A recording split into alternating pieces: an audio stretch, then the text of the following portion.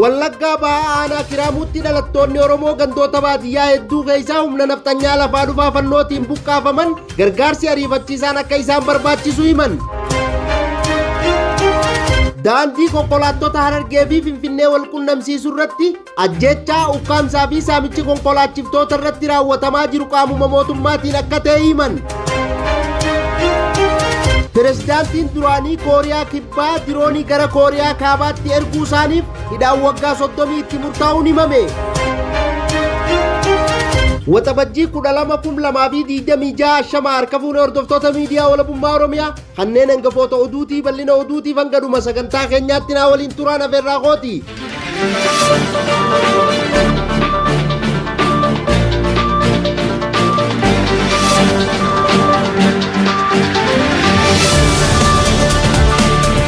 Wallaggaa ba'aa kiraamuutti dhalattoonni Oromoo gandoota baadiyyaa hedduu keessaa humna naftanyaa lafaa dhufaa fannootiin buqqaafaman gargaarsi ariifachiisaan akka isaan barbaachisu himan.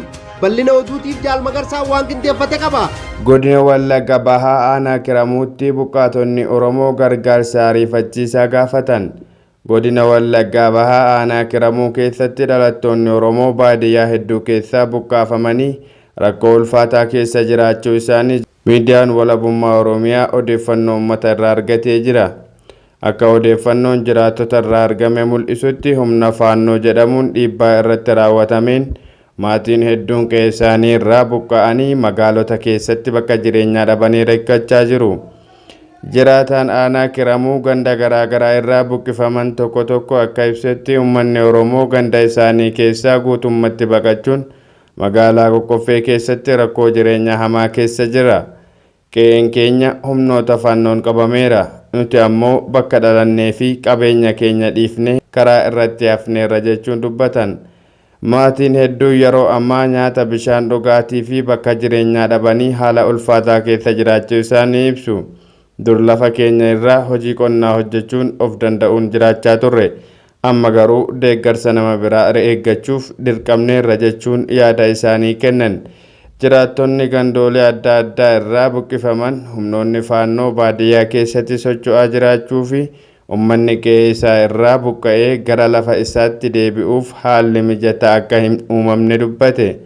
Buqqaatonni kunneen qaamolee dhimmi isaanii ilaallatu hundarra xiyyeeffannoo fi furmaata ariifachiisaa akka argatan waamicha dhiyeessaniiru. Akkasumas namoonni qe'ee isaanii irraa buqqa'an nageenya isaanii mirkaneeffatanii gara lafa isaanii akka deebi'an hawwii isaanii ibsaniiru. Daandii konkolaattota Harargee fi Finfinnee wal qunnamsiisuu irratti ajjechaa ukkaamsaa fi saamichi konkolaachiftoota irratti raawwatamaa jiru qaamuma mootummaatiin akka ta'e himan. Bal'ina oduutiif Jaal Duniyaan waan qindeeffatte qabdi. Daandii konkolaataa Harargee fi Finfinnee wal qunnamsiisuu irratti ajjechaa ukkaamsaa fi saamichi konkolaachiftoota irratti raawwatamaa jiraachuu isaa hawaasni naannawaa fi konkolaachiftoonni miidiyaa walabummaa Oromiyaaf yaada isaanii ibsaniiru. Akka namoonni miidiyaa walabummaa Oromiyaa dubbisan odeeffannoo kennanitti konkolaachisaa maqaan isaa Feesal Abdoo jedhamu kan sangoota gabbifaman magaalaa Ciroo irraa fe'ee gara magaalaa Adaamaa geessaa ture yeroo imala isaa irratti bifa suukanneessaa ta'een ajjeefamuu himan. Duuti isaas maatii, firoottan, hojiiwwan geejjibaa irrattii fi hawaasa keessatti yaaddoo guddaa uumee akka jiru itti dabaluun eeraniiru. Namoonni dhimma kana irratti dubbatan akka jedhanitti yeroo darbe keessatti gochoonni wal fakkaatan konkolaachiftoota bunaa fi jimaa fe'anii gara giddu galeessa biyyatti geessan irratti kan mul'ate yoo ta'u, yeroo ammaa immoo konkolaachiftoota loon gabbifaman fe'anii deeman irrattis babal'achaa jiraachuu ibsan. Maddeen odeeffannoo akka himanitti daandii kana irratti humnoonni mootummaa naftanyaa Biltsiginnaa PP bakka hedduutti qubatanii maqaa nageenya tiiksuun baay'inaan akka argamanitu himamam. Haa ta'u malee yakka hojjetameef qaama biratti quba qabuuf yaalanis waan hin fakkaannedha kan jedhan jiraattonni saamichi nurratti raawwatamaa jiru loltoota mootummaatiin jechuun dhugaa jirtu dubbatan. Kana malees konkolaachiftoonni tokko tokko yeroo ukkaanfamanii maatii isaaniirraa maallaqa guddaa gaafachuun isaanii ibsameera. Maallaqni kun akkaawuntii baankii mootummaa irratti akka galuu doorsifamaa turuu isaanii maatiin dirqiin maallaqa galchan miidiyaa walabummaa Oromiyaaf himaniiru. Pirezidaantiin duraanii Kooriyaa Kibbaa diroonii gara Kooriyaa Kaabaatti erguu isaaniif hidhaan waggaa 30 itti murtaa'uun himame. Bal'ina oduutiif Jaal Magarsaa waan qindeeffate qaba. Pirezidaantiin duraanii Kooriyaa Kibbaa diroonii gara Kooriyaa Kaabaatti erguu isaaniif hidhaan waggaa 30 isaanitti murtaa'e. Pirezidaantiin duraanii Kooriyaa Kibbaa Yoon Suk diroonii Kooriyaa kibbaatti dhukaasuu isaaf hidhaan dabalataa waggaa 30 itti murtaa'e. Yoon Suk Kooriyaa kibbaatti humna waraanaa bulchuu labsanii waan turaniif aangoorraa kaafamuun hidhaman. Manni murtii Kooriyaa aanga'aan duraanii kun Kooriyaa kaabaa dheekkamsiisuuf jecha diroonii itti erguu eeruun hidhaa cimaan adabamee jira.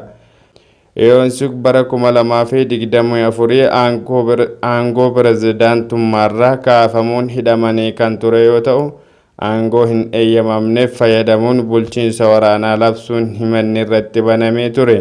Dabalataan ammoo Kooriyaa kaabaa dheekkamsiisuuf jedhan diroonii garasitti akka ergamu gochuunis himannaa biraan himatamuun hidhaa waggaa 30 itti muramee jira. Qondaalli duraanii kun Kooriyaa kaabaa dheekkamsiisuuf yaaddoo waraanaa akka hammaatu godhaniiru jedhan. Eegaa hordoftoota miidiyaa walabummaa Oromiyaa oduu ammaaf qabnu kanumaa oduu birootiin walitti deebinuu nagaan nuuf tura. Horaa bulaa deebana.